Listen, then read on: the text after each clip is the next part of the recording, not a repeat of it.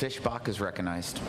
Thank you, Mr. Chair. And I want to thank all of you for being here today, because this is a critical part of our job, is to be here listening to folks from across the country, not only from our district, but hearing people from our district and understanding better as we go back to D.C.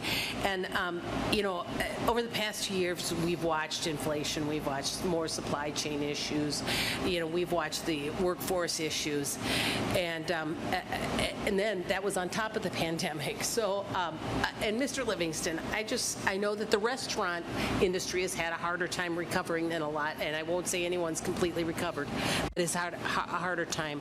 And you were asked some very pointed questions about your employees and how much you paid, and I wanted to give you an additional opportunity to respond to that, because I think that I waited on tables for years during college and when I was younger. I probably couldn't handle it anymore, but there's a lot of aspects to the restaurant industry that I think that should be pointed out when you're talking about your employees, and I want to give you that opportunity. Thank you very much. You just made mention listening from the witnesses, and I greatly appreciate that, because I thought this was a hearing and I wasn't allowed to be heard by Ms. Moore a while ago, because I was kind of insulted and rudely cut off. So yeah, thank you for the opportunity to explain that, and I appreciate it. Our employees, one thing that was mentioned earlier was transportation, and again, it's not my part to get people to and from work. They have 2 feet, they can walk.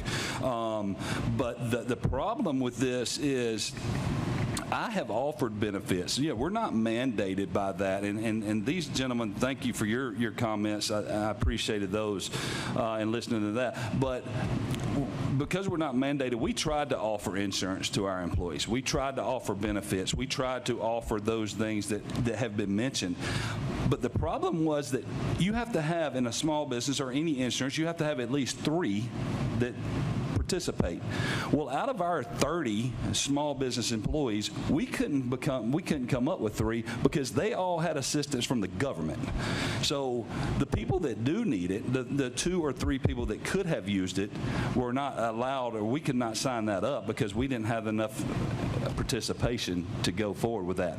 But in my community, I try to give back to every one of our employees, and I may not have a paid leave program, but what I do is I offer money to them. If they are having a baby, I go to the hospital. I offer stuff for them. I do feed them. I feed their families. I do all of those things that I can. I support their small children in ball and their school projects and their Girl Scout cookies and all of those items. I do all of that as a small business owner to give back to community. So all of these big time things that we're talking about right now, that's saying that we're not doing as small business owners, or we're not giving back, or we're not having these opportunities for our employees, we give them opportunities, and we do have all of those things that we have, but we just don't have the capacity or the support from the government to be able to afford all of those things. When your inflation's skyrocketed and your price of goods are skyrocketed and your menu price of food has gone up, you don't have the money in return to sit there and pay all of these benefit programs to your employees. But you do try to help out of pocket that ultimately comes directly from our family's pocket to support them. But thank you for listening to me. I appreciate that. Well, yes, sir. And I will tell you, I appreciate, my district, biggest town is 50,000 people, so I'm from a rural area. And you're not just a small business owner, you're part of the community. When you start talking about your supporting the Girl Scouts, you're the guy who is writing out the checks for the Little League when they come and ask for a sponsor. Right. And so it's not just those kinds of things that we talk about in D.C., because good ideas don't always come from D.C.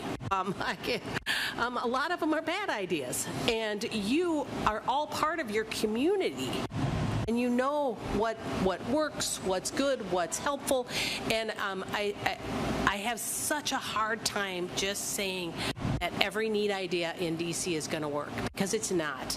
And we need to be out here talking to you, because we need to understand what's going on in your communities. And so I appreciate, Mr. Livingston, that you are, and all of you, that you're part of the community, that you are writing that Little League check, you are buying those cookies. So thank you for doing what you do, because you support your community and you make it a better place to live. So I appreciate that, and I am out of time, so thank you, and I yield back. Thank you, Ms. Fischbach. Mr. Moore is recognized. Thank you, Chairman. And for our host today, thank you for setting up this awesome setting. We appreciate it. It's like